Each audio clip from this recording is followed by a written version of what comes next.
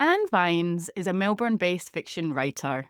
Her novel, The Shipwife, was published in 2023. Her short stories have won a slew of awards, including the Boroondara Award in 2014 and the Keith Carroll Award in 2020. She was also commended in the Victorian Premier's Literary Award for an unpublished manuscript in 2008 and in the Varuna HarperCollins Award in 2007. She was also shortlisted for the Alan Marshall Award, the Age Short Story Award, and the International Wasafiri New Writing Prize. Anne has worked on both her novels at Varuna Writers Centre. She completed a Bachelor of Arts at the University of Melbourne in Literature and History and taught in secondary schools and adult education in Victoria and London, which led her to co-write the VCE English and Literature courses. Anne's latest novel is Flight. Welcome to the Hybrid Author Podcast, Anne. Thank you, Joanna. It's lovely to be here. We're so thrilled to have you. Thanks for joining us. Your new novel, Flight, we're very excited about. It explores love and war and forbidden desire, and it's set against the backdrop of wartime Melbourne. What draws you to this particular historical period, and what inspired the story itself? I think I'm drawn to it because it was a really exciting time in Melbourne, and in a way, it's the most important historical moment for Melbourne. And of course, being born when I was, a few years after the war, I heard a lot about it from relatives, from parents, from aunts and uncles. I heard about what it was like in Melbourne during that time. And this always gave me a lot of questions because as a small person and then a young adult hearing about it, there seemed to be a lot that I wasn't hearing. So I became quite curious as well to research and to read historians' accounts and to talk to other people later in their lives who told me what it was like in Melbourne during that time. I'm also very interested in war and why it happens, how it comes about, the basis of aggression that seems to lead particularly men into taking part in wars. And I've always had a concern about that. I wanted to explore it in some fiction. I find writing fiction brings me very much to the questions that I'm interested in. And it's a wonderful way to explore through other lives and other personalities how these events affect people. Well, that's incredible. Yeah, I can tell your passion and your interest there. So, hence your university degree into history and whatnot. So, how did Flight come about? Was it the characters that were talking to you, or just you through your love of history, and you just started to get a spark of an idea, or? Well, I think it was the characters, and it was particularly walking around Melbourne. One day I was walking in Collins Street, which is one of our smart streets, Mm. and I was passing the Regent Theatre, which was a cinema in the past. And I suddenly imagined what it would have been like in the 40s when the American servicemen came and Australian girls would have been meeting them there. And I actually had a kind of epiphany with characters, a visualization of characters at that time. And I wrote a short story. At first, it didn't seem that I had a novel to write about it, but the short story stayed with me. And I found the woman character very easy to imagine, but the man was quite hard to imagine. And so I had to do a lot of thinking, a lot of research, and then writing to find this character. But when I did, it was quite astounding because there was just so much in the American background and the coming to Australia, seeing it through an outsider's eyes, seeing Melbourne through an outsider's eyes, that it just fascinated me. And I knew I did have a novel. So when I had time, which was several years later, I did begin the novel. Oh, amazing. And you mentioned research there. What kinds of research do you take, when researching the novel and just in general? Yes, well, for that, each novel is different, I suppose. But for that one particularly, I looked at historical accounts, but I also took a great deal of notice of what people told me about their recollections. I was lucky enough to know quite a few older people who did have strong memories of the war, and some people who even had strong memories of their romances with American servicemen. Lovely. Reading their marriages with American servicemen. So that was really quite wonderful. Also, I found, particularly in recent years, that there's a lot of visual material. There are a lot of films that one can find through library websites and other things that just give you such a wonderful view of what Melbourne was like at that time. In fact, I wrote a piece in the novel which is about my characters riding horses around the Tan, which is a path around the Botanic Gardens in Melbourne. Then I found when I was researching, there were actual films of people in their jodhpurs and their beautiful knitwear riding around the Tan. It was Oh, wow. exactly as I had imagined, but it was quite wonderful to find all that film material. There's such a lot of it. And I think we're very lucky these days that we can find not just newspaper material, but film material as well from the actual time. Yeah, that's amazing. Is there any other sort of audio material and things like radio or anything like that? Yes, there is quite a lot, but particularly, I suppose, in terms of war experience. And of course, yes, I did listen to that, and probably that's something that made a great impact early on in my researching. There's a lot of material of servicemen recollecting, sometimes recollecting being prisoners of war, and that also touches a little bit on my novel. Yes, so radio is always very rich source as well. Yeah. Yes. Oh, that's amazing. So you do all the research first and then you collate it all and you're fictitiously making the characters as you go, or well, did you have a process that's been different between the two books, or was Yes. Well, with this book, I suppose I began writing before I did any real research because I was working from memories and conversations. But then I did a lot of research. But I tended to find that there were bursts of research and then bursts of writing. And then I would go back to the research. And of course, I redrafted and I changed the story a little here and there. And that would mean I would want to go back and find new things in the research. But also, people write books, of course, about this. As I was writing the novel, there were people writing historical accounts and putting out new, updated views of what happened during that time, particularly in the New Guinea War arena. Been a whole lot of very, very detailed studies that have come out.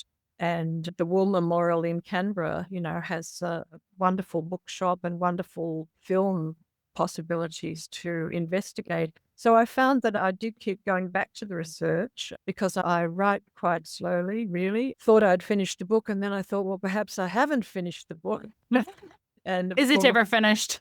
yes, redrafted a little, although the elements and the characters stayed the same. They were very strongly in my imagination. So, but the research I did find I returned to again and again. So, although I think you do have to, as a writer, say to yourself, okay, I now must write and stop, sort of finding it easier to read other people's research. It still is good, I think, to come back to it and recheck things, even when you're at the publishing stage. Yeah, no, that's amazing. Can you tell us more about your characters and some personality traits, or what did you want readers to feel when you reflect on their relationship? Like, Well, the character of the man in Flight is Peter, an American serviceman, an American pilot. And I really was looking for a character who had a great deal of anger, but also a great deal of loneliness and a great deal of capacity for compassion and love. When I was first writing the book, I was getting some help from Varuna, the Writers Centre in the Blue Mountains. And Peter Bishop there, who was the director at the time, spoke to me on the phone on a few occasions about the book and about Peter, the character. And it was quite wonderful talking to him about it because I could see that it seemed to resonate with him. And he said, this is a particular kind of loneliness that men have. And so I was very interested to follow that up and to stick to my gun in a way, because of course, when you begin with a character, you're really walking a little bit in the dark. But I found when I imagined Peter's childhood and went back to what he would have experienced in America, that was really worth looking at. And I found that because he was a person who didn't have a family, lost a family very early on, even lost an adopted family as well quite early on. This was a person who had suffered a great deal of trauma. And so to go into the war in some ways was adding more trauma, and in other ways was expressing his own kind of anger and aggression at the world. So that's the main male character. I can go on and talk about the Yeah, women if you yeah, wish. tell us. Yeah, Yeah. absolutely. The male character sounds extremely full of depth, and I think a lot of people will connect with that and on some level. Please tell us about the female character. Yes. Well, of course, there's also the war trauma that I explore, the PTSD and so on with the male character. Well, the women, initially, I really only thought I was writing about one woman, but I did end up writing about at least two, which is rather nice. The main woman is Faye. She's Faye Beauregard. And one of my readers has said, well, that tells you everything about her, that name. And not quite, but certainly she is someone who comes from a very established and wealthy background. She's someone whose family have a great deal of prestige, and she almost doesn't have to even think about that or think about her place in the world. So she's a person quite opposite from Peter, very secure, someone without much anger really at all. In fact, she almost appears a little too lackadaisical and accepting of the people around her, such as her mother and the man who wants to marry her. And when she meets Peter, she is quite changed. So that's one of the things that I think is really interesting in the book. What happens to a rather self-satisfied, smug lady when she finds a man who is not only very desirable, but also to some extent a little unattainable, and also someone whom her family disapproves of, her social milieu disapproves of? How does she find it within herself to fight for what she really wants and what she is hoping for? Amazing. So the other lady is quite different. The other person, the other woman in the book is a burlesque dancer at the Tivoli Theatre in Bourke Street, Melbourne. The Tivoli was a very successful burlesque comedy and music theatre. And my character is a young woman who's from a working class background, who happens to be very good at dancing and also happens to be very good looking. So she finds herself a job at the Tivoli. That's how, of course, Peter sees her and comes to know her.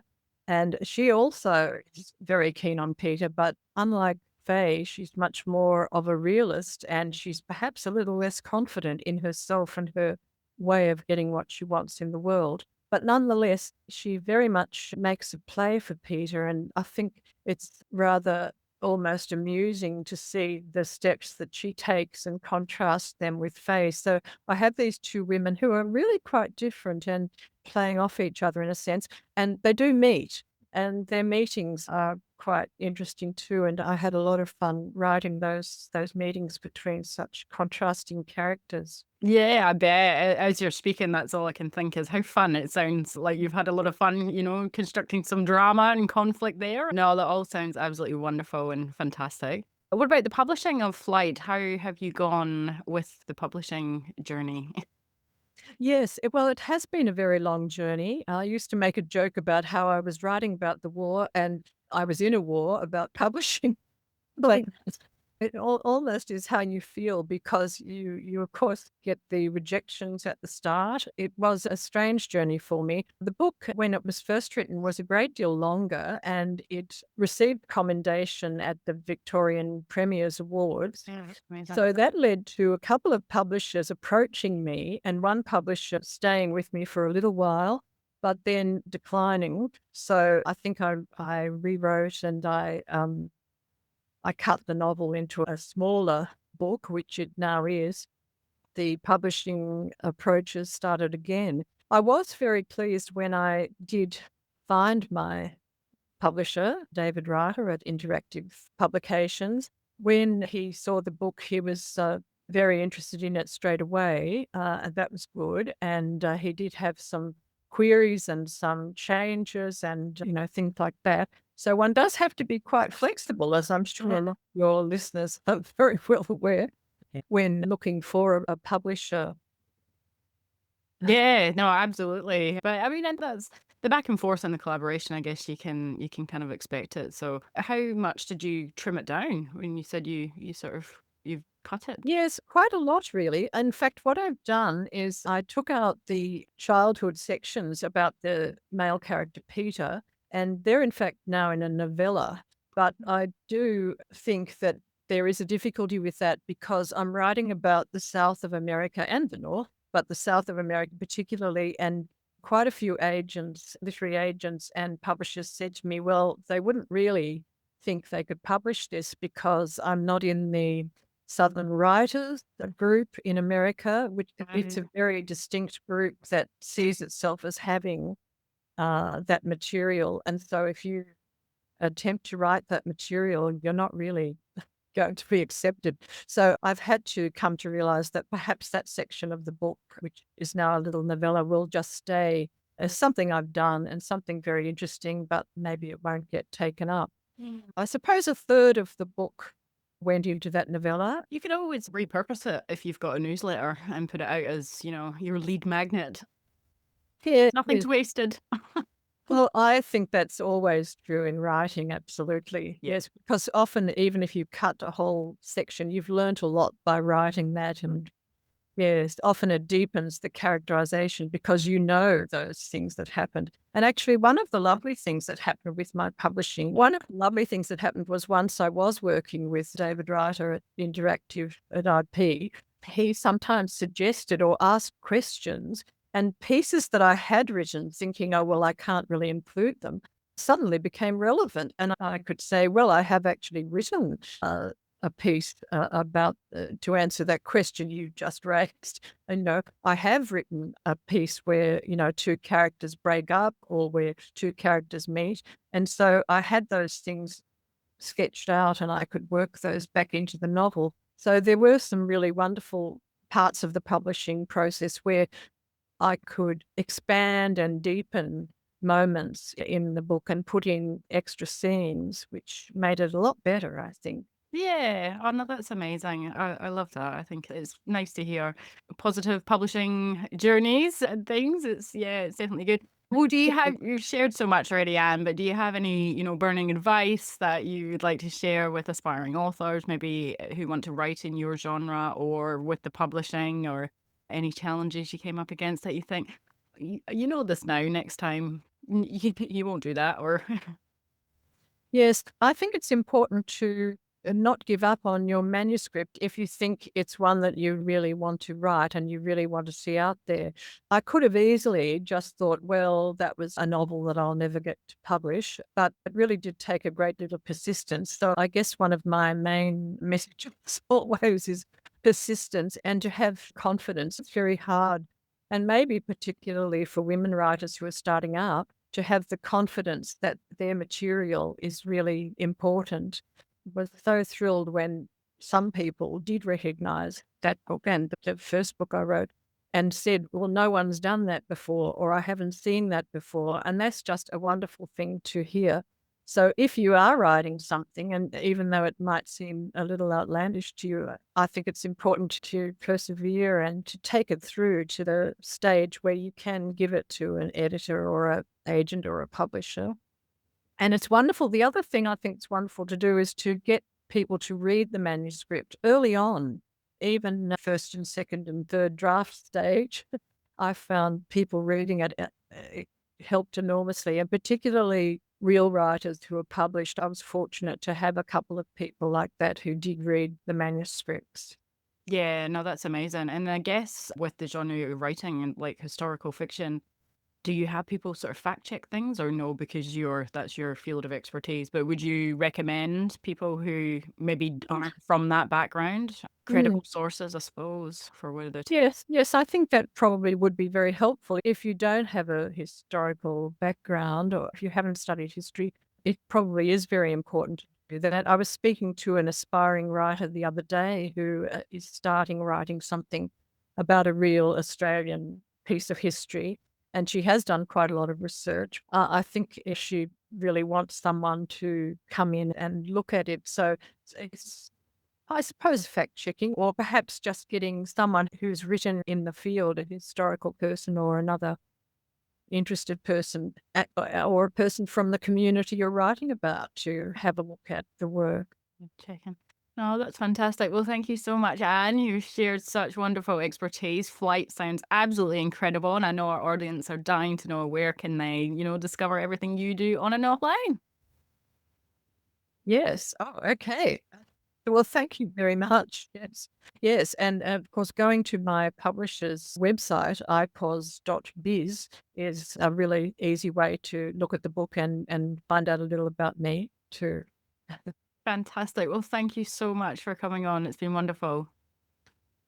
Thank you, Joanna. It's been lovely talking to you, and you've really challenged quite a few things about my own thinking about the book too. So I'll take those and think about them. Thank you very much. Oh, fantastic. Thanks again.